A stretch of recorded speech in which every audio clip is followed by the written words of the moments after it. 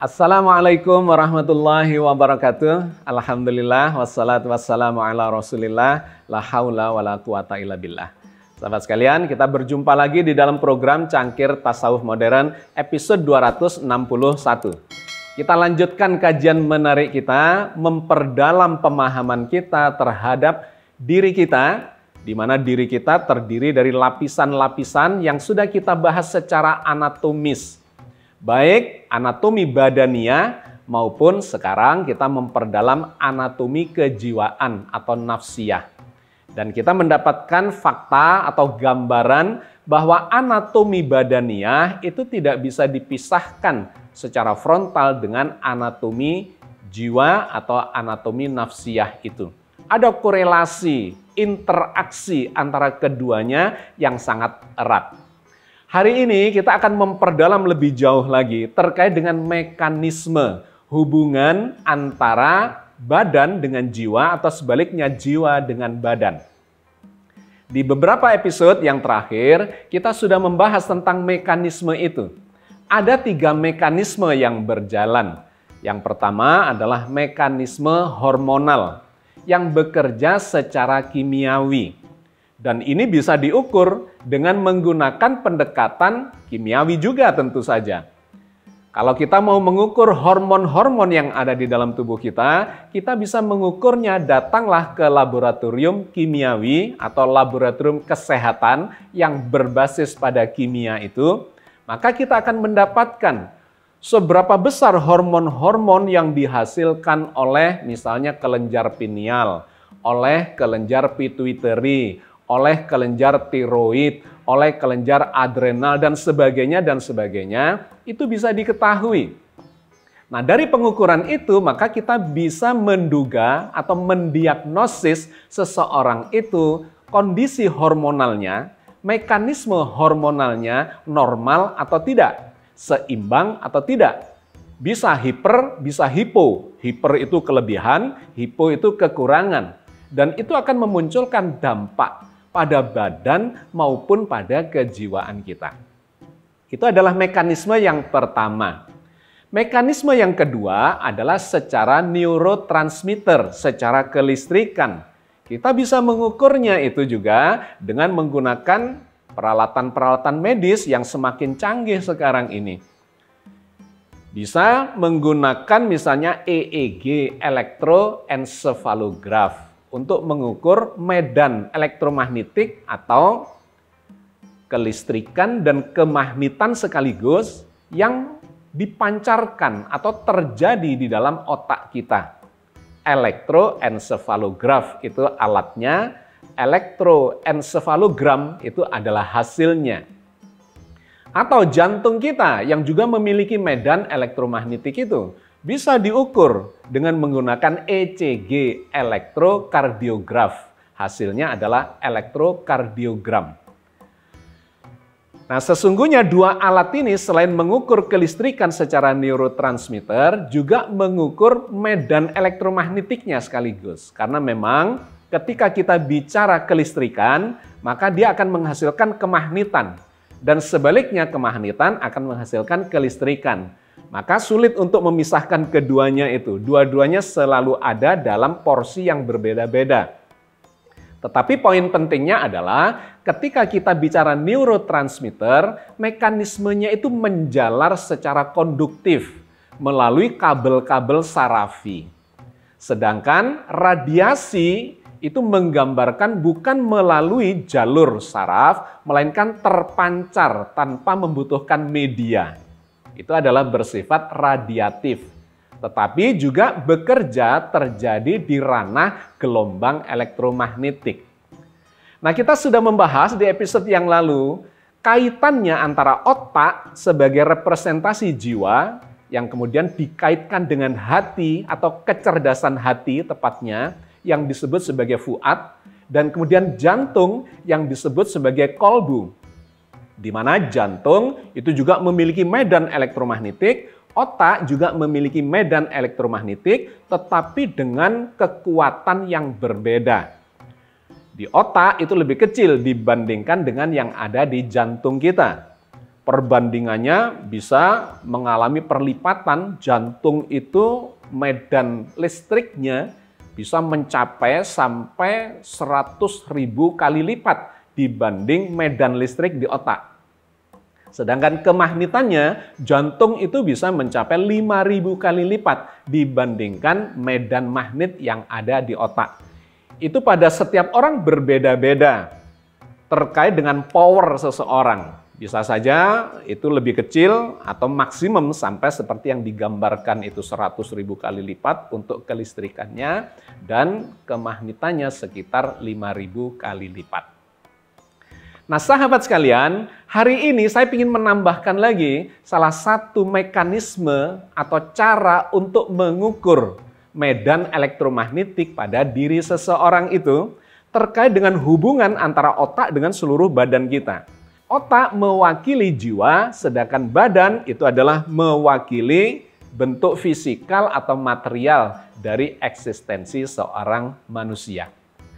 Nah, ternyata kita bisa meninjau atau mengukur bahkan kualitas jiwa kita dari pancaran gelombang elektromagnetik yang muncul dalam bentuk aura. Apa itu aura? Aura adalah sebentuk cahaya tipis yang muncul dari badan kita. Mulai dari ujung kepala kita, bagian atas sampai ujung kaki kita, itu memancarkan cahaya tipis. Yang kalau dilatih sesungguhnya bisa dilihat oleh mata telanjang, tetapi tidak mudah untuk mendapatkan skill itu. Di era modern ini, kemampuan atau mekanisme untuk melihat aura itu bisa diwakilkan kepada peralatan yang lebih bersifat objektif dibandingkan mata manusia yang lebih bersifat subjektif. Karena kalau dilihat dengan menggunakan mata manusia yang subjektif, dilihat oleh si A dan dilihat oleh si B, atau diukur, diamati oleh si A dan diamati oleh si B, hasilnya bisa berbeda. Dikarenakan si A mungkin sedang tidak sehat, si B sedang seger, sedang sehat walafiat, itu hasilnya bisa kelihatan berbeda. Karena memang ukurannya subjektif. Nah, akan lebih baik kalau diukurnya itu secara objektif dengan menggunakan peralatan, yaitu yang disebut sebagai kamera aura. Di mana kamera aura ini bisa melihat kondisi kejiwaan seseorang melalui auranya, baik secara foto maupun secara video.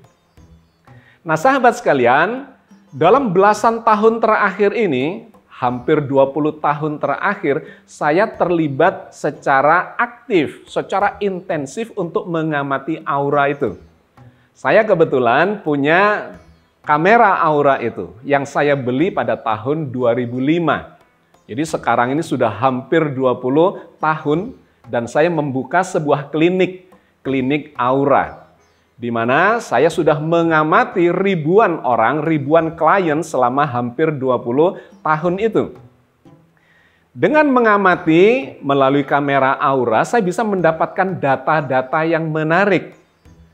Melalui foto misalnya, seseorang difoto dengan menggunakan kamera aura ini, maka di dalam komputernya akan tertangkap cahaya auranya. Dan yang kedua, dilakukan dengan menggunakan video. Seseorang di video selama beberapa menit, maka akan terlihat pergerakan auranya. Dua hal ini sangat menarik untuk dikaji dan kemudian saya tuangkan dalam penelitian saya yang saya tulis di dalam buku yang berjudul Energi Zikir Bawah Sadar. Bahwa seseorang yang berzikir itu sesungguhnya memancar-mancarkan aura atau memancar-mancarkan cahaya yang menggambarkan kondisi kejiwaannya. Zikirnya khusyuk atau tidak itu kelihatan di depan kamera aura. Kelihatan di fotonya dan kelihatan di videonya. Sahabat sekalian, hasil dari pengamatan menggunakan kamera aura ini sangat menarik dan memiliki validitas yang sangat tinggi. Sehingga saya sering diminta dan menjadi rekanan dari beberapa perusahaan untuk memahami kondisi kejiwaan seseorang. Ketika mau ditempatkan misalnya dalam jabatan tertentu atau dipromosikan untuk menjadi kepala cabang dan sebagainya, mereka meminta second opinion dari kamera aura ini.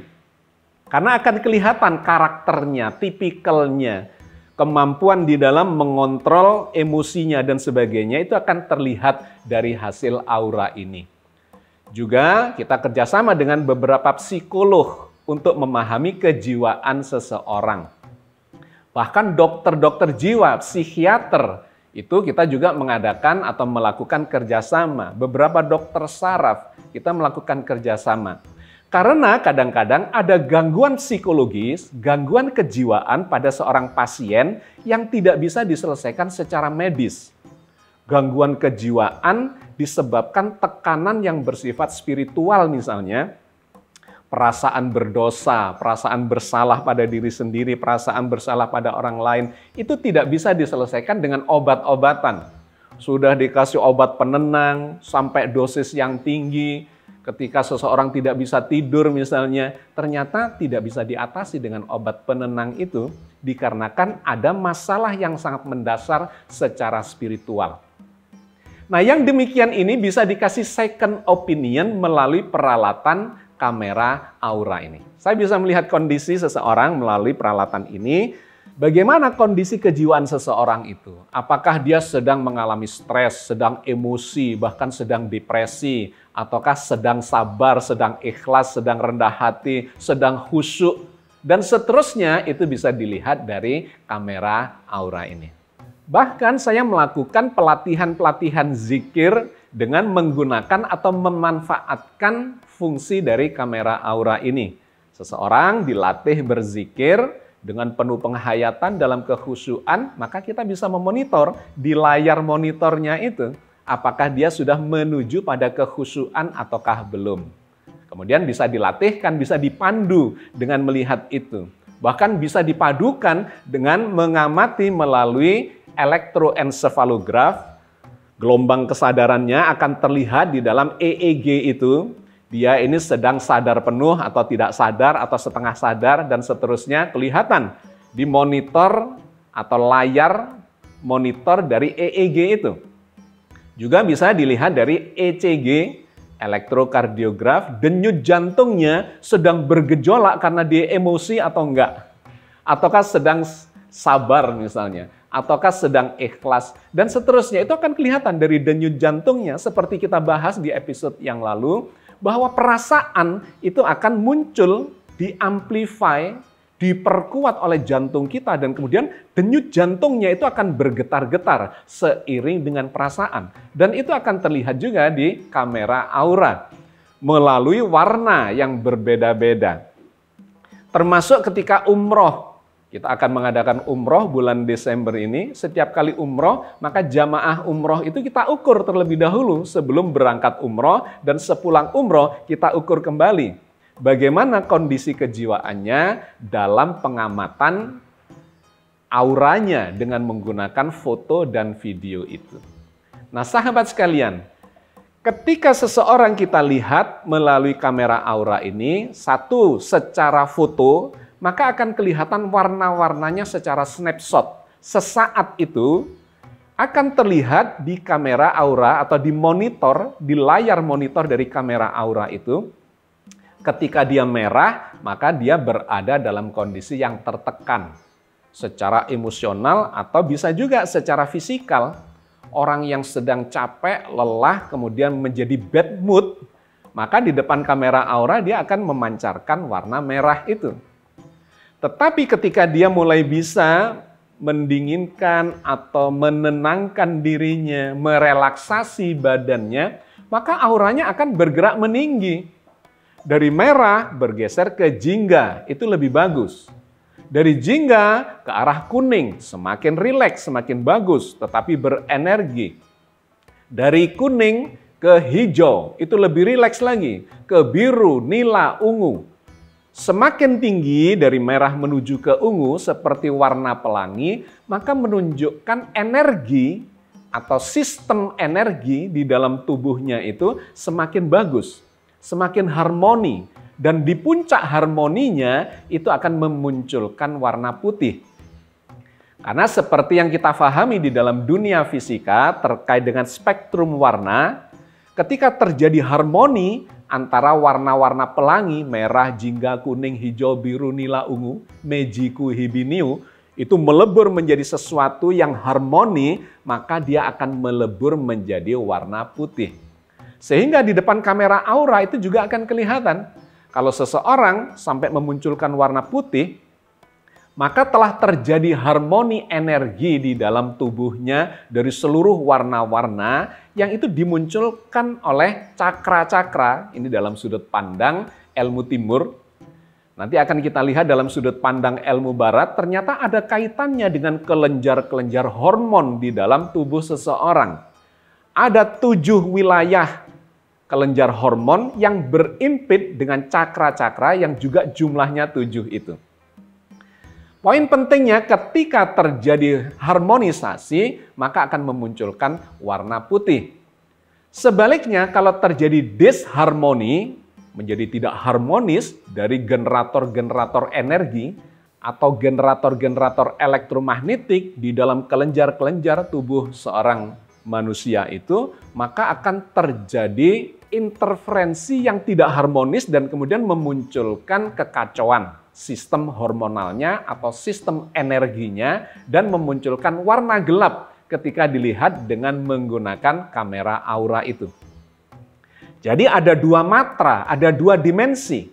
Di satu sisi ada warna yang menggambarkan tipikal seseorang, merah, jingga, kuning, hijau, biru, nila, ungu. Tetapi matra yang kedua adalah terang dan gelap. Ketika kita bicara merah, jingga, kuning, hijau, biru, nila, ungu, maka itu menggambarkan tipikal seseorang mulai dari yang bersifat fisikal, merah itu paling fisikal, ungu itu paling spiritual atau lebih mental sifatnya.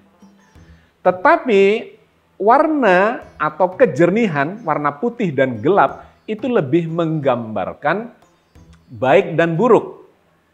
Misalnya nih, warna merah yang bersifat fisikal, kalau dia berwarna terang, maka itu sesungguhnya nggak ada masalah.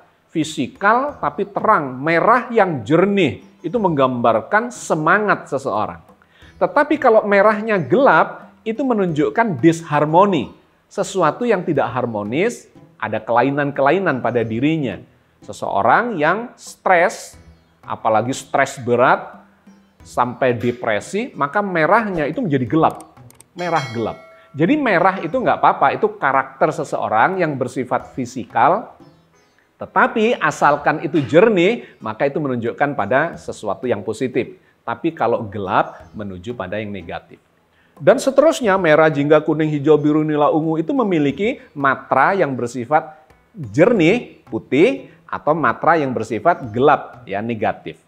Sampai di ungu pun ketika seseorang sudah berada dalam wilayah spiritual, itu juga memiliki warna terang dan gelap. Ungu itu memang spiritualitas, tetapi kalau ungunya gelap, itu menjadi spiritualitas yang negatif, yang berbahaya, yang buruk bagi kejiwaannya. Tetapi kalau ungunya jernih, maka itu menunjukkan pada spiritualitas yang bersih, yang lebih suci, yang lebih bermanfaat buat dirinya secara badania maupun secara mentalnya. Jadi sangat menarik sahabat sekalian sudut pandang dari kamera aura ini. Nah, menjadi semakin menarik ketika kita menggabungkan secara simultan sudut pandang timur yang memahami sebagai cakra-cakra dikaitkan dengan sudut pandang ilmu medis barat yang menggambarkan ada generator-generator listrik di kelenjar-kelenjar hormonal itu. Dalam sudut pandang timur diketahui ada 7 macam cakra. Mulai dari yang paling atas itu adalah cakra mahkota. Letaknya kurang lebih di ubun-ubun. Di bawahnya itu ada cakra mata ketiga, kurang lebih di kening. Di bawahnya lagi ada cakra tenggorokan yang digambarkan ada di leher. Lebih rendah lagi ada cakra jantung, posisinya kurang lebih di sekitar organ jantung. Lebih rendah lagi ada namanya cakra solar plexus. Lebih rendah lagi, semakin ke bawah ada cakra seks, dan yang ketujuh adalah cakra dasar. Nah, menarik ketika ini kita kaitkan dengan kelenjar-kelenjar hormon yang ada pada tubuh manusia. Maka kalau kita kaitkan dengan itu, kita melihat keberadaan kelenjar-kelenjar itu. Cakra mahkota itu kurang lebih menggambarkan fungsi otak secara keseluruhan sebagai kutub paling atas. Dan ini memang kalau kita lihat ada di meridian tubuh, di bagian tengah tubuh yang puncaknya, kutubnya ada di otak dan ujung paling bawahnya ada di tulang ekor. Maka kalau kita lihat cakra mahkota itu setara dengan mekanisme otak secara simultan, secara keseluruhan. Sedangkan cakra mata ketiga yang berada di kening itu menggambarkan aktifnya kelenjar pineal dan kelenjar pituitary yang menghasilkan hormon-hormon. Terkait dengan misalnya yang sudah kita bahas, kelenjar pineal itu menghasilkan hormon melatonin yang mengatur ritme sirkadian tubuh kita. Antara tidur dan tidak itu diatur oleh kelenjar pineal yang menghasilkan melatonin. Melatonin kemudian terderivasi atau diderivasi menjadi hormon serotonin yang mengatur ketenangan, ketentraman, kekhusyuan, relaksasi, dan seterusnya. Itu muncul di kelenjar pineal. Tetapi di bagian lebih ke depan dari kelenjar pineal itu ada kelenjar pituitary yang ternyata ini adalah pabrik hormon yang mengendalikan seluruh hormon-hormon atau kelenjar-kelenjar hormon yang ada di tubuh kita. Ini komandan dari kelenjar-kelenjar endokrin atau kelenjar-kelenjar hormon yang ada di tubuh kita mulai dari paling atas sampai paling bawah. Itu ada di kelenjar pituitary yang dia dikomando oleh hipotalamus. Jadi memang ini saling berkait. Cakra mata ketiga itu terkait dengan aktivitas dari dua kelenjar ini, kelenjar pineal dan kelenjar pituitary yang mengkomando dan mengkondisikan keadaan kejiwaan dan badan dari seorang manusia. Di bawahnya itu ada cakra tenggorokan terkait dengan komunikasi. Di sana ada kelenjar tiroid yang memang juga aktif untuk menghasilkan hormon-hormon yang mengatur metabolisme seluruh tubuh kita. Di bawahnya lagi ada jantung yang juga menjadi pusat dari generator listrik. Sehingga kita bisa mengukurnya selain otak, di jantung juga muncul gelombang atau muncul medan elektromagnetik yang itu kemudian disebut sebagai cakra jantung, tetapi secara medis barat itu menghasilkan medan elektromagnetik. Jadi mulai dari otak, kemudian kelenjar-kelenjar pineal, kelenjar pituitary, kelenjar tiroid, semua itu menghasilkan kelistrikan, ada medan elektromagnetik, simpul-simpul yang menghasilkan kelistrikan atau dikenal juga sebagai generator elektromagnetik. Nah, di jantung sedemikian juga, di bawahnya ada kelenjar pankreas dan kelenjar adrenal. Pankreas menghasilkan insulin untuk mengontrol energi yang dihasilkan oleh tubuh karena dia memecah gula, dia menghasilkan proses yang membantu pemecahan gula di dalam tubuh kita menghasilkan energi. Dan ada kelenjar adrenal yang menghasilkan adrenalin terkait dengan tingkat stres dan seterusnya. Ini juga menjadi generator listrik. Di bawahnya itu ada cakra seks yang kaitannya adalah dengan kelenjar-kelenjar reproduksi. Pada wanita ada kelenjar terkait dengan ovarisnya atau ovariumnya yang menghasilkan hormon-hormon kewanitaan. Sedangkan pada laki-laki ada pada kelenjar testisnya yang menghasilkan hormon-hormon kelaki-lakian, testosteron. Nah, di bawahnya itu ada kutub paling bawah yang disebut sebagai cakra dasar yang digambarkan oleh kedokteran timur atau ilmu timur sebagai kutub paling bawah yang bersifat fisikal. Sedangkan kutub atasnya ada di otak di cakra mahkota. Nah, sahabat sekalian, kita melihat ada korelasi yang sangat menarik. Sudut pandang ilmu timur dengan sudut pandang ilmu barat Di timur disebut sebagai cakra. Mulai dari cakra mahkota sampai cakra dasar yang di situ menghasilkan energi-energi kelistrikan. Sedangkan barat mengatakan memang di situ ada medan-medan elektromagnetik yang bisa diukur dengan menggunakan peralatan-peralatan medis modern itu. Nah, sahabat sekalian, poin pentingnya adalah jiwa kita yang berada di otak itu, yang direpresentasikan oleh mekanisme otak itu, ini mengatur seluruh badan kita secara fisikal maupun kemudian secara mental dengan generator-generator listrik itu. Dan ketika difahami secara sudut pandang aura, ternyata memang aktivitas secara hormonal, secara neurotransmitter, dan secara elektromagnetik itu memang mewakili karakter yang muncul dari seseorang. Nah, di sini kita melihat korelasi yang sangat jelas atau tidak terpisahkan antara badan dengan jiwa. Nah, hal itu bisa dideteksi atau diukur dengan menggunakan peralatan kamera aura, baik secara foto, secara snapshot, ketika seseorang emosi misalnya, di foto aura pasti merah. Ketika seseorang itu sabar, maka dia akan berada minimal di hijau. Ketika dia sedang rasional, maka dia akan berada di warna biru. Ketika dia sedang berada dalam situasi yang khusyuk, yang spiritual, maka akan memunculkan warna ungu. Dan ketika harmonis spiritualitasnya itu, maka dia akan memunculkan warna putih. Itu adalah pendekatan secara fotografinya. Tetapi secara video, kita bisa memberikan perlakuan pada seseorang yang sedang diukur auranya itu dengan menggunakan video, kemudian diberi perlakuan. Emosi, muncul warna merah. Kemudian kita relaksasi sambil tetap kita video, maka ketika seseorang yang emosi menjadi lebih rileks, lebih tenang, warnanya akan kelihatan langsung berubah.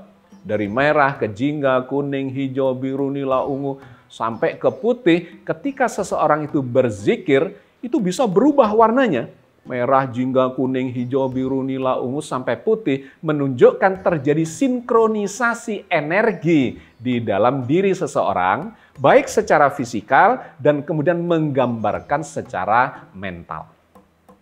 Nah, yang menarik sahabat sekalian, yang demikian ini digambarkan clue-nya oleh Al-Quran Al-Karim. Bahwa seorang manusia itu sesungguhnya memancar-mancarkan cahaya. Yang memang tidak semuanya atau semua orang bisa melihat pada saat ini. Tetapi Al-Quran menggambarkan nanti pada hari kiamat itu akan terlihat cahaya seseorang.